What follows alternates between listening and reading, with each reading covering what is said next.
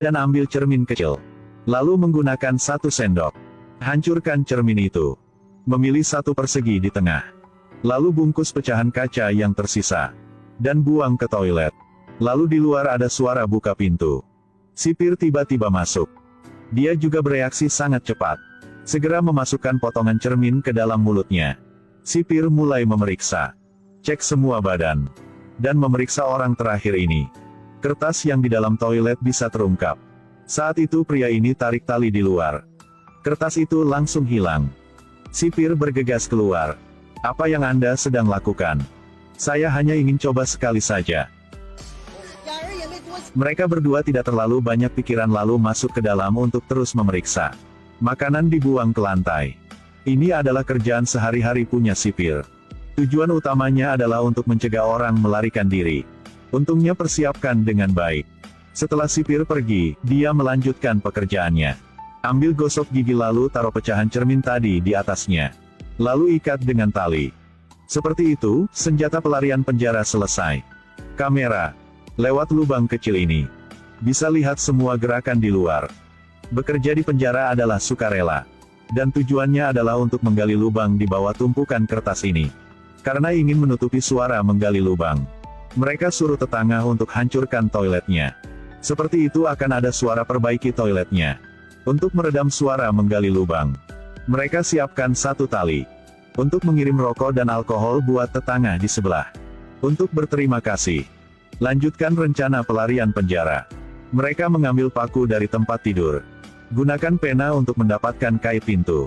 Seperti itu menyelesaikan senjata pelarian penjara berikutnya. Alat serut.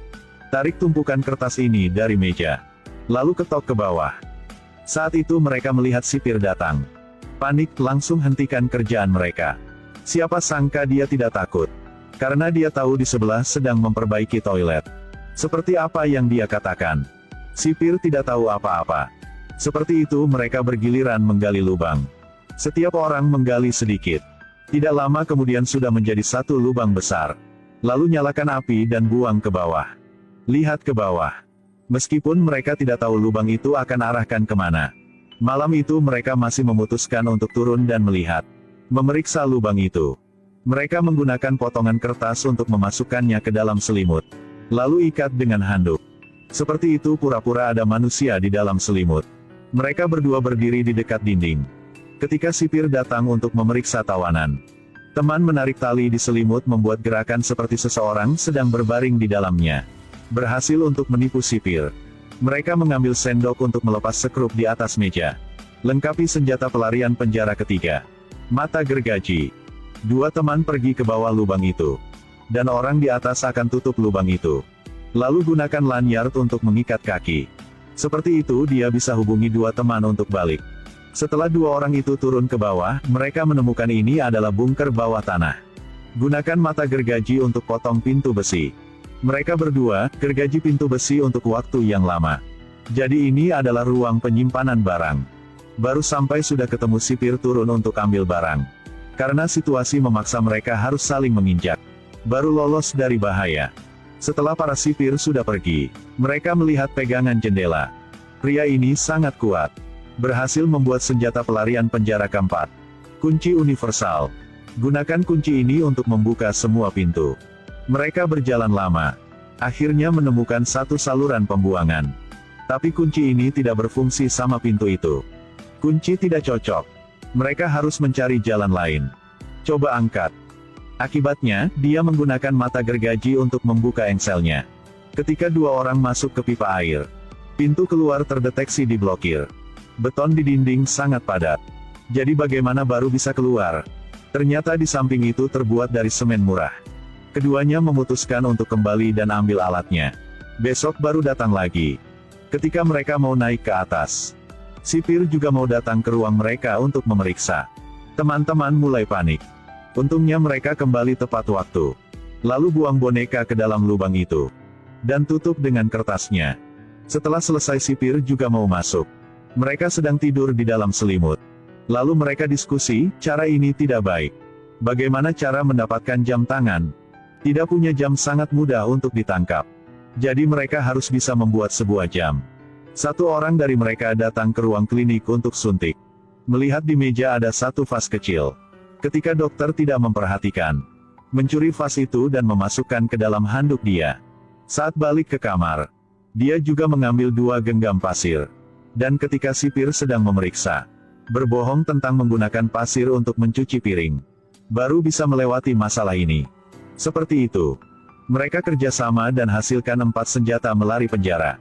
Ini adalah jam pasir. Setelah coba berapa kali, jika pasir di atas habis berarti sudah setengah jam. Lalu rencana dimulai lagi. Saat di saluran pembuangan ambil berapa potongan kayu. Untuk membuat jembatan kecil di bawah air. Dia menggambar lingkaran di dinding. Lalu pukul dengan jarum besi. Terlihat sangat profesional. Lalu hitung waktu yang tepat untuk kembali ke sel. 5 dari mereka bergiliran melakukan. Sama seperti itu tidak tahu sudah berapa hari telah berlalu. Akhirnya hasil membuat satu lubang. Keduanya dengan cepat merangkak masuk. Berpakaian dan melompat. Kemudian menemukan jalan keluar. Kemudian mereka melihat mobil yang sudah lama tidak bisa lihat. Saat pulang, mereka sangat senang. Dan memutuskan aksi malam ini. Bercukur bersih. Lap sepatu sampai bersinar. Sisir rambut. Pasang kembali dasinya. Ketika mematikan lampu dan pergi tidur, sipir sedang berpatroli. Mereka dengan cepat berbaring di selimut. Benar saja, sipir penjara tidak menemukan apa-apa. Kakak paling tua mencium berkata selamat tinggal. Kemudian tarik keluar tumpukan kertas dan bersiap untuk turun ke lubang. Tapi kemudian narapidana menyadari ada sesuatu yang salah. Segera putar cermin untuk melihat. Di depan ada sekelompok penjaga berdiri. Dia terkejut. Lalu sipir langsung masuk ke dalam. Semua dibawa keluar. Dan saat itu pria kulit putih muncul. Narapidana memberi dia kalimat yang aneh. Manusia malang. Lalu pria putih itu dibawa ke satu ruangan. Sebenarnya pengkhianat itu bukan dia. Dia hanya boneka punya sipir saja. Pengkhianat sebenarnya adalah detektif ini. Jadi, dari suara pahat yang begitu keras, sipir memberi orang untuk bekerja sama. Jelas tidak bisa membawa alat ke dalam sel. Tapi dengan detektif ini sangat mudah. Aku ingin membuat puisi. Rencana pelarian penjara ini untuk tujuan promosi untuk mendapatkan banyak uang. Semuanya tampak begitu sederhana, tapi tidak. Sudah mengganggu waktunya, terima kasih, sampai jumpa.